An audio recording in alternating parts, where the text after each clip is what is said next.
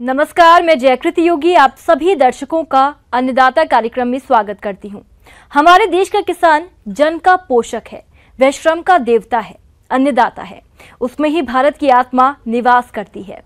ऐसे ही किसानों की प्रगति के लिए हम खेती बाड़ी से जुड़ी हुई बहुत सी नई लाभकारी जानकारियां हर रोज सुबह लेकर आते हैं। तो चलिए कार्यक्रम शुरू करने से पहले देखते हैं क्या है आज के अन्नदाता में। मध्य प्रदेश और छत्तीसगढ़ राज्य के अनेक किसान भाई मुर्गी पालन करके अधिक लाभ कमा रहे हैं, लेकिन हमारे कुछ मुर्गी पालकों की मुर्गियां घातक बीमारियों की पहचान और बचाव के अभाव में बड़ी तेजी से मरने लगती हैं और ये लाभ का व्यवसाय घाटे में बदल जाता है। तो किसान भाइयों, आपके सामने इस तरह की समस्या ना आए, इसके लिए मुर्गियों में सही समय पर टीकाकरण कराना जरूरी होता है। इसकी जानकारी दे रहे हैं डॉक्टर SS अतकरे।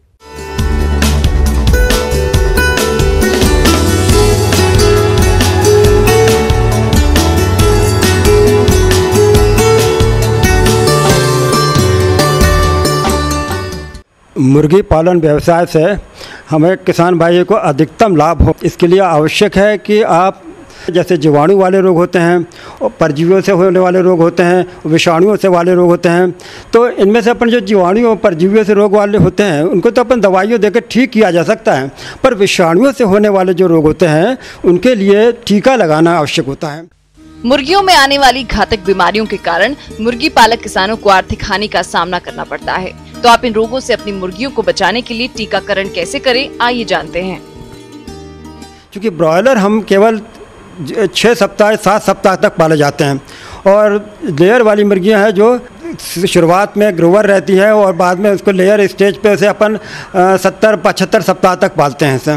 तो इसलिए थोड़ा सा इनका टीकाकरण में भिन्नता है इसमें। तो जैसे ब्रॉयलर मुर्गियाँ जो पालते हैं तो जब बच्चे हैचरी से निकलता है तो ज़्यादातर हैचरी व्यवसायी होते हैं, उसमें आपको जो है मैरेक्स वैक्सीन का टीका है वो लगा कर देते हैं। पर यदि यह नहीं लगाया गया है तो वे आपको बता देंगे और आपको अपने खुद पे फॉर्म पे लगाना हो चाहिए था। मैरेक्स का टीका 1 दिन के चूजे पे लगाया जाता है। तो ये 0.2 ml जो होता है गर्दन की त्वचा पे सबकट जिसे कहते हैं, इसे 0.2 ml की मात्रा में दिया जाता है, इंजेक्शन से दिया जाता है। ऑटोमेटिक वैक्सीनेटर भी आते हैं जिससे एक बार डोज एडजस्ट कर लिया जाता है और उसे अपन लगाते जाते हैं ऐसे पॉइंट में। तो एक टीका लगाने पे ये लाइफ लॉन्ग जो जीवन भर की इम्यूनिटी जो है वो निर्मित रहती है इसमें। दूसरा टीका अपन लगाते हैं 3 से 7 दिन की अवस्था पे रानीखेत डिसीज़ का। रानीखेत डिसीज़ जो है हमारे यहाँ पूरे हिंदुस्तान में बहुत बहुतायत से जो इसका रोग पाया जाता है रानीखेत में, तो इससे बचाव के लिए टीका अवश्य लगाना चाहिए। तो इसका जो टीका है, पहला जो कम तीव्रता के टीके आते हैं, बच्चा छोटा रहता है तो इसे 3 से 7 दिन पे कम तीव्रता के टीके लगाए जाते हैं जो B1 या F1 वैक्सीन के नाम से मिलता है। और फिर इस ड्रॉपर दिए होते हैं, इसके साथ में आते हैं। ड्रॉपर से अपन उसको आँख में या नाक में एक बूंद देते हैं। एक बूंद मतलब 0.03 ml के हिसाब से वो आता है, दिया जाता है। और फिर दूसरा टीका अपन IBD का लगाते हैं, गंभोरो रोग का। गंभोरो रोग भी अपने यहाँ पे है, काफ़ी देखा जाता है। फॉर्म पे तो खैर लगाना ही पड़ता है और आजकल फील्ड में भी है, उसमें भी गंभोरो रोग का टीका दिया जाता है इसमें। इसको हम अपने यहाँ पर 14वें दिन पर लगाते हैं। तो IBD गंभोरो रोग का टीका भी वैसे फ्रीज डाइट पाउडर मिलता है, जैसे मैंने बताया इसके B1 F1 टीका के लिए, और इसके साथ में डाइल्वेंट मिलता है। तो इसको इसके साथ में मिला लीजिए पहले जैसे बताया है, और उसको अपन पानी के साथ में, क्योंकि IBD मध्यम तीव्रता का टीका देते हैं हम, 14वें दिन पे देते हैं। तो ये इंटरमीडिएट टीका जो देते हैं, तो ये इसको पानी के साथ में मिला के दिया जा सकता है। और इसके बाद में जो वैक्सीन लगाते हैं लसोटा, रानीखेत डिसीज़ का लसोटा वैक्सीन लगाया जाता है। रानीखेत डिसीज़ का लसोटा वैक्सीन को भी इसी तरह पानी में मिला के दिया जा सकता है। हाँ, यह भी थोड़ा सा B1 F1 से थोड़ा ज़्यादा तीव्रता का होता है और इसे पानी में दे सकते हैं इसे। अच्छा, पानी से जब अपन वैक्सीन देते हैं तो एक और सावधानी रखना चाहिए कि वैक्सीन जो है सुबह सुबह किया जाए उससे। हाँ, चाहे कोई भी वैक्सीन हो सुबह करना चाहिए, ताकि दिन में ज़्यादा गर्मी पड़ जाए तो उससे मैंने जो ठंडे समय में किया जाए और ज़्यादा लेट शाम को समय किया जाए। फिर अगला वैक्सीन हम देते हैं 28वें दिन पे। ये जो लसोटा वैक्सीन लगा 21वें दिन पे देते हैं, और फिर अगला वैक्सीन 28वें दिन पे IBD सेकेंड डोज देंगे। तो इसको अपन पानी के साथ में मिला के मिल्क पाउडर को, जैसे मैंने बताया, मिल्क पाउडर पानी से घोल के और फिर वैक्सीन उसमें मिलाइए। जितने तादाद में आपके बच्चे हैं उस हिसाब से आपका वैक्सीन उसमें घोलिए और उसके पानी को आपको बच्चों को दे देना चाहिए। और अगला इसके वैक्सीन जो अपन रखते हैं R2B रानीखेत डिसीज़ का वैक्सीन दिया जाता है।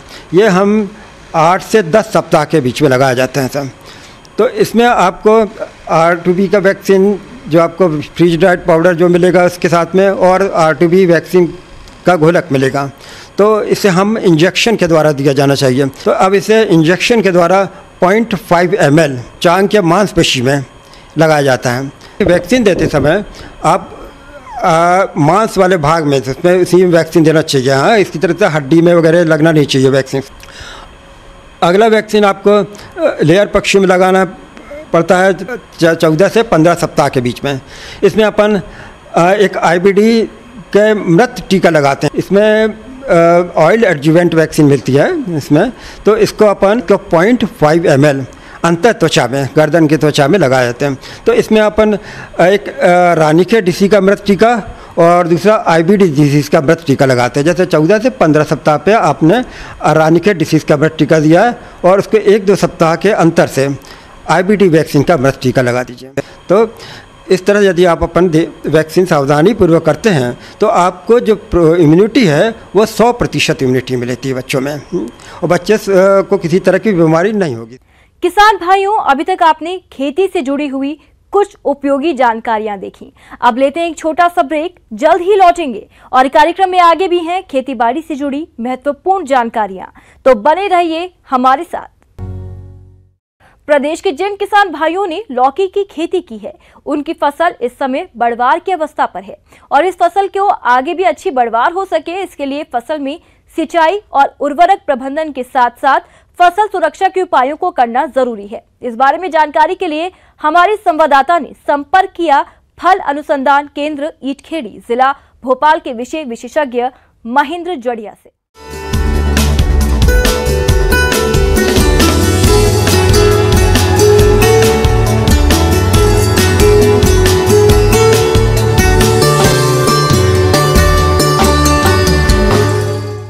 हम आज कुछ बिंदुओं पर चर्चा करेंगे जिसमें हम लौकी की खेती के बारे में चर्चा करेंगे। खरपतवार नियंत्रण की बात करें तो खरपतवार नियंत्रण के लिए हम देखते हैं कि जो लौकी की फसल है उसमें हम देखें कि जब हम उसमें बुवाई करते हैं उसके बाद हम देखते हैं कि धीरे धीरे जो लौकी की फसल है, जैसे ही हमारे फसल फैलना प्रारंभ होती है, क्योंकि ये बेल के रूप में हमको देखने को मिलती है, तो उसमें हम देखते हैं कि जो खरपतवार है वो निरंतर बढ़ते ही चले जाते हैं और बहुत तेज़ी से वृद्धि करते हैं।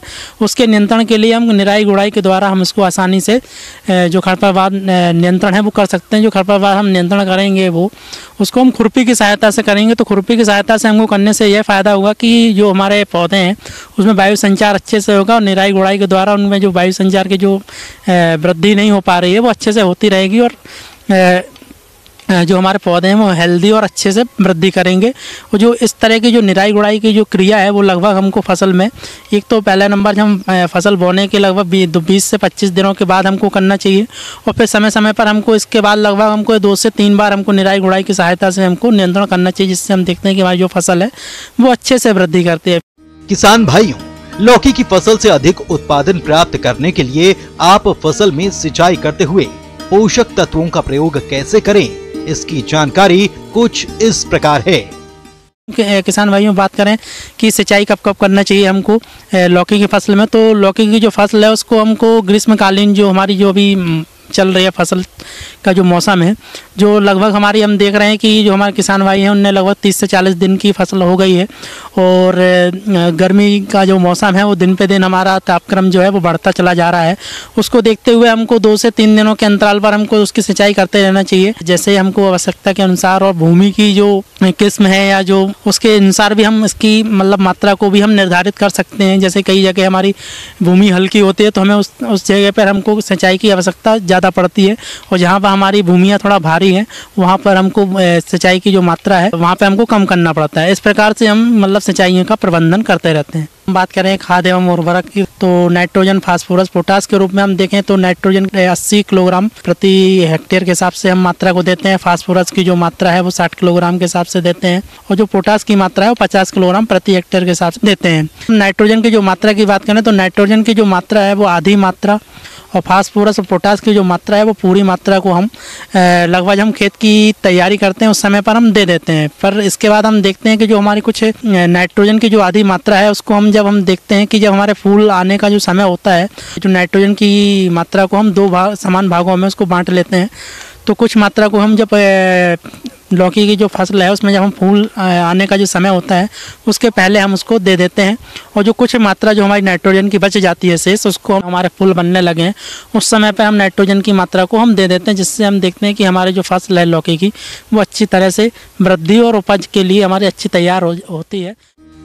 किसान भाइयों, लौकी की फसल को कुछ कीट और रोग अधिक नुकसान पहुंचाते हैं, इसीलिए आप इनकी पहचान कर नियंत्रण के लिए क्या करें, इसकी समस्त जानकारी कुछ इस प्रकार से है। तो कीट के रूप में हम देखते हैं कि कद्दू वर्गीय जो फसलें होती हैं उसमें हम देखते हैं कद्दू का लाल कीड़ा, जैसा कि हम जानते हैं कि कद्दू में भी यही कीड़ा लगता है, उसी प्रकार से लौकी की फसल में भी यह कीड़ा हमको देखने को मिलता है। कीट है वो प्रौढ़ नारंगी रंग के छोटे रूप में हमको देखने को मिलते हैं। इस प्रकार के जो कीट है वो काफ़ी हमारी जो फसल है उसको काफ़ी शुरुआती जब हमारी फसल वृद्धि करते हैं उस समय पर काफ़ी फसल को नुकसान पहुँचाते हैं। इसके नियंत्रण के लिए हम मिथाइल 50 EC 2 मिलीग्राम की मात्रा 1 लीटर पानी में मिलाकर छिड़काव करते हैं। तो इससे हम देखते हैं कि हमारे जो कद्दू का लाल कीड़ा है जो लौकी की फसल में लग जाता है उसका हम नियंत्रण आसानी से कर लेते हैं। फिर इसके बाद हम और एक कीट के बारे में बात करें तो देखते हैं कि फल मक्खी भी लौकी की फसल में भी देखने को मिलता है। जो कीट होते हैं उनके पिछले भाग से वो अपने जो फल होते हैं उसमें छिद्र कर देते हैं और छिद्र करके उसमें अंडे अपने प्रवेश करवाती हैं, जिससे हम देखते हैं कि लौकी के जो हमारे फल होते हैं उसमें वो अंडे दे देती हैं। अंडे देने के बाद फलों को हम जब देखते हैं सूढ़ियों के रूप में देखने को मिलते हैं। इस कीट के कारण हमारे जो फल हमारे बिल्कुल ही बेकार हो जाते हैं और जो हमारा बाजार भाव है उसमें बिल्कुल भी हमको लाभ नहीं मिल पाता। तो इसके नियंत्रण के लिए मिथाइल 50 EC का 1 मिली मात्रा तथा 1 ग्राम सीरा का 1 लीटर पानी में मिलाकर इसका घोल बनाकर हम छिड़काव करते हैं। तो इस प्रकार की जो फल मक्खी कीट है उसका नियंत्रण किया जा सकता है। जैसा कि हम बात कर रहे थे कीट के बारे में, तो उसी प्रकार से हम बात करें अब रोग के बारे में। तो रोग के रूप में हम देखते हैं कि जो लौकी की फसल है उसमें प्रमुख रोग के रूप में हम देखते हैं कि चूड़े लास्ता जो नामक रोग है वो लौकी की फसल में मुख्य रूप से देखने को मिलता है। तो यह जो रोग है वो शुरुआती दिनों में पत्तियों और तनों के रूप में देखने को मिलता है, जिसमें हम देखते हैं कि यह जो पत्तियों पर और फूलों पर सफ़ेद रंग के धब्बे के रूप में हमको दिखाई देते हैं और बाद में जाके ये घूसर या भूरे रंग के पाउडर के रूप में दिखाई पड़ते हैं। और इस प्रकार से हम इन जो चूड़े लास्ता जो नामक जो रोग है उसकी हम पहचान कर लेते हैं। फिर इसके जो नियंत्रण की यदि हम बात करें, चूड़े लास्ता जो नामक रोग है लौकी की फसल में लग जाता है, तो इसके लिए हम मैंकोजेब का 2.5 ग्राम प्रति लीटर पानी की दर से इसका छिड़काव करते हैं। लगभग हम इसका जो छिड़काव है लगभग 3 से 4 बार हम छिड़काव फसल में करते हैं। तो इस प्रकार से हम देखते हैं कि जो चूड़ेल नामक आस्था जो रोग है उसका नियंत्रण हम आसानी से कर लेते हैं और जो लौकी की फसल है वो अच्छे से वृद्धि करती है और अच्छे से फलती फूलती है और इस प्रकार से हमारे किसान भाइयों को निरंतर वृद्धि होती है और अच्छी उपज मिलती है और साथ साथ उसको अच्छा इनकम की फायदा होती है। आगे और भी हैं खेती बाड़ी से जुड़ी हुई बहुत सी रोचक जानकारियां, पर यहाँ पर रुकेंगे एक और ब्रेक के लिए। ब्रेक के बाद एक बार फिर से आप सभी दर्शकों का अन्नदाता कार्यक्रम में स्वागत है। बढ़ते हैं अगली प्रस्तुति की ओर।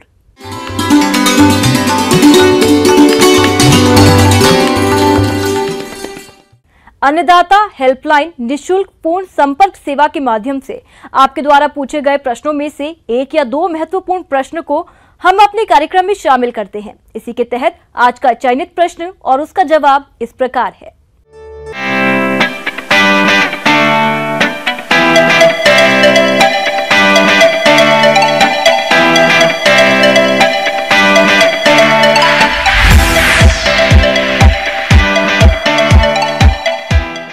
पपीता जो है मैक्सिको और अमेरिका से लाई हुई फसल है।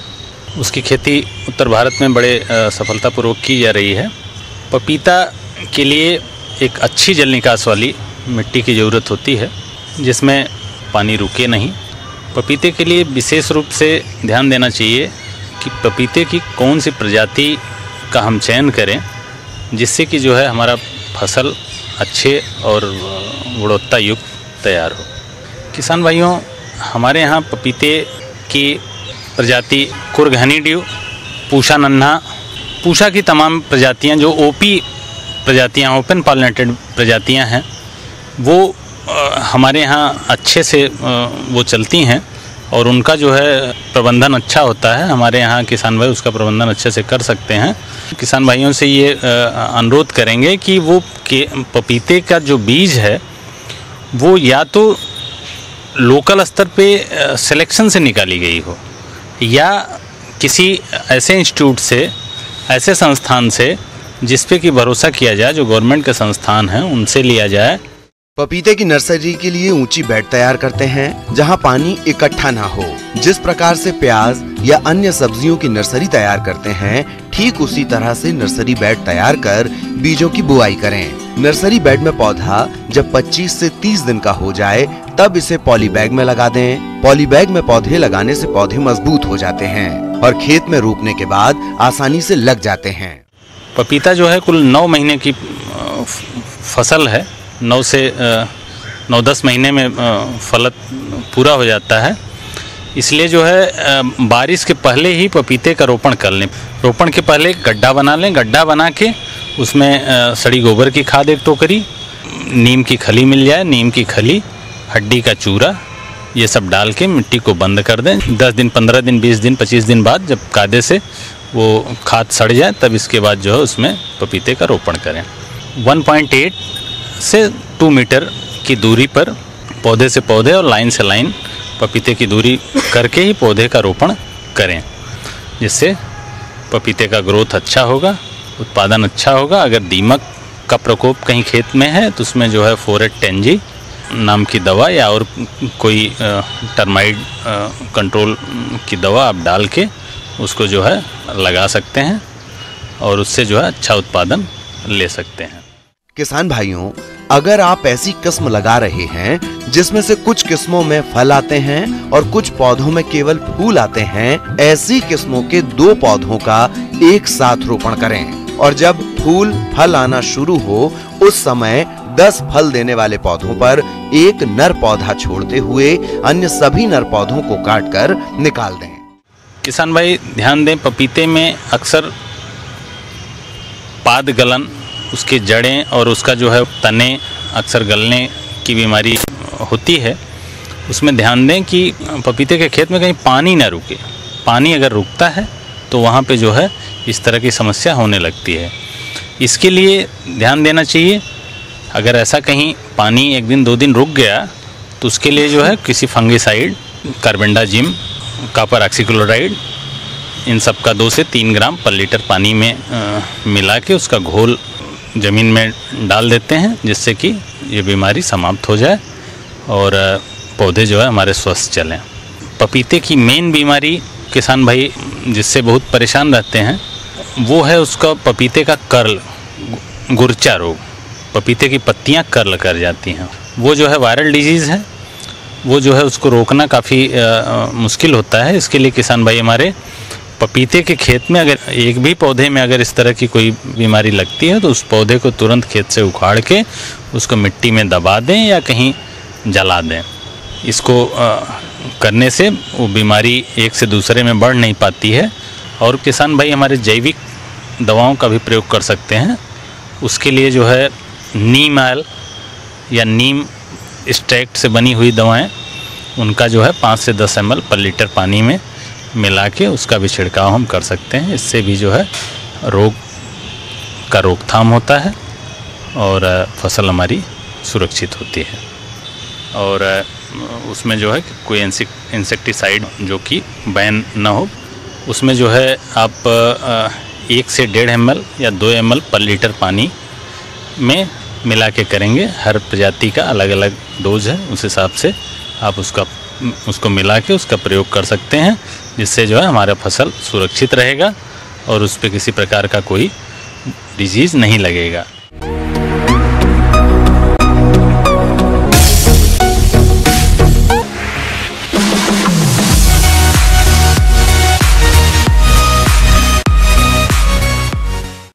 आइए अब एक नजर डालते हैं राज्य के कुछ चुनी हुई मंडियों के प्रमुख फसलों के बाजार भाव पर।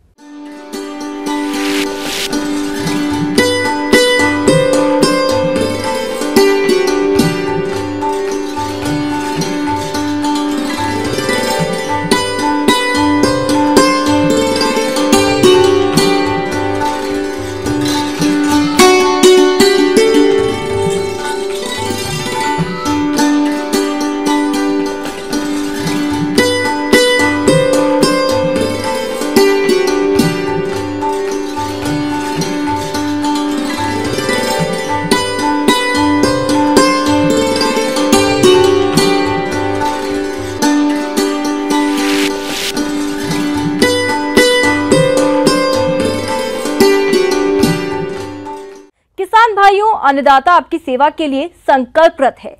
कृषि संबंधित समस्या और सुझावों के लिए आप हमें इस पते पर संपर्क कर सकते हैं। प्रोड्यूसर अन्नदाता, news 18 Madhya Pradesh Chhattisgarh, Ramoji film city, Hyderabad 501512। साथ ही आप हमें ईमेल भी कर सकते हैं। हमारा ईमेल आईडी है p18annadatamp@nw18.com। इसके अतिरिक्त आप हमें निःशुल्क हेल्पलाइन नंबर 1800419255 पर सोमवार से शनिवार सुबह 10 से शाम 4 बजे के बीच संपर्क कर सकते हैं। किसान भाइयों, अब समय हो रहा है आपसे विदा लेने का, तो हमारी अन्नदाता टीम को दीजिए इजाजत। कल फिर आपसे मुलाकात होगी कृषि संबंधित कुछ और महत्वपूर्ण जानकारियों के साथ। नमस्कार।